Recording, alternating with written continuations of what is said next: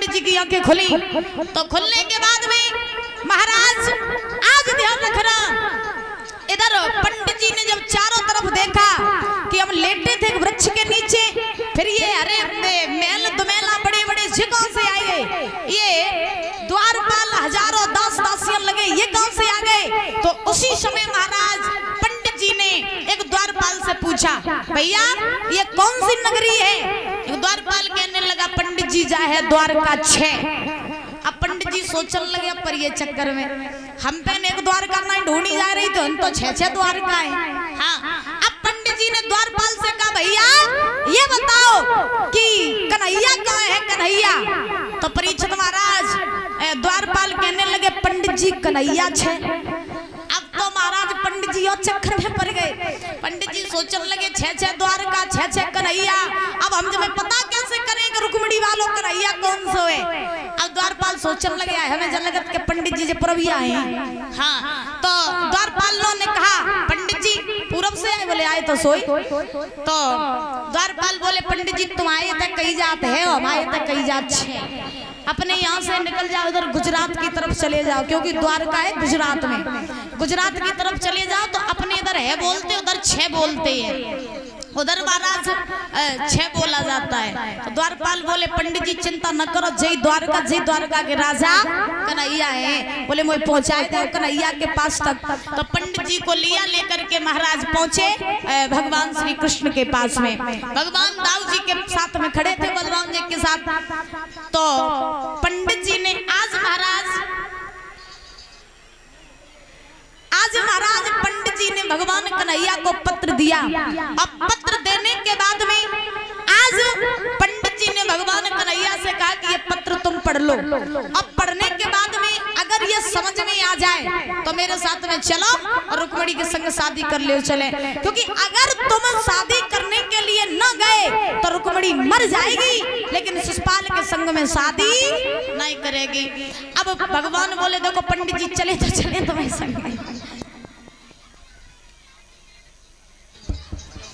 तो महाराज ध्यान रखना, इधर भगवान कन्हैया ने पंडित जी से कहा कि हम तुम्हारे साथ में चले तो चले, लेकिन आपको नहीं पता है कि ये बलराम जी जो है ये मुझे जाने नहीं देंगे। तो पंडित जी बोले क्या करें? तो भगवान बोले, जब तुम 2-4 कदम चलियो तो बीमारी को बहाना बना के गिर पड़ियो, तुम्हें छोड़वे का चले तो चलिए। बोले ठीक। अब पंडित जी ने पत्र दिया, पंडित जी चलने लगे, आगे चलते जा रहे। अब महाराज भगवान की तरफ देखते जा रहे। अब पंडित जी ने सारे यदुवंशियों से जब विदा मांगी, उसी समय आज महाराज पंडित जी ने बलराम जी से कहा कि अब आज्ञा हमको दे दीजिए, अब आज्ञा हमको दे दीजिए, हम अपने घर को जाएं,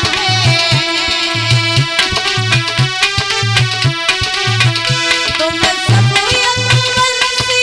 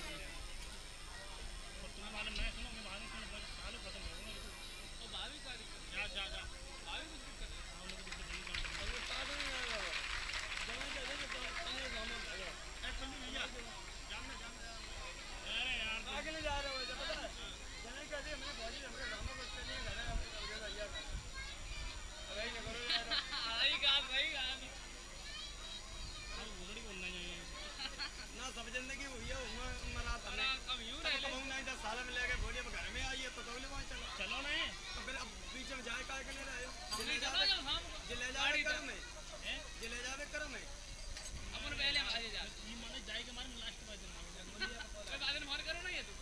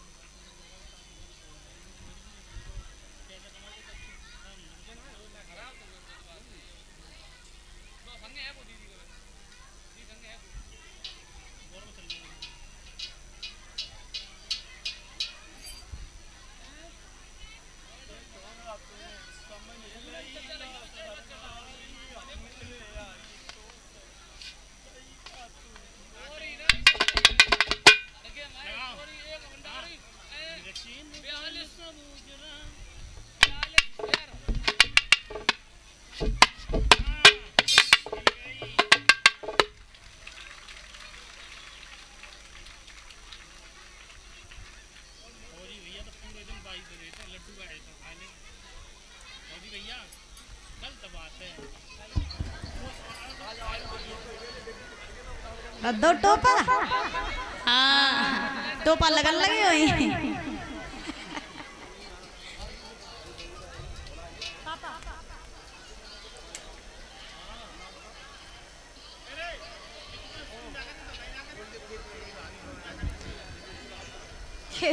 केपी भैया जी की धर्मपत्नी कहाँ है भैया आ जाओ सब जोड़ा संगे आए तुम कहीं पीछे रही लाइन पे लगी रहो करो हाँ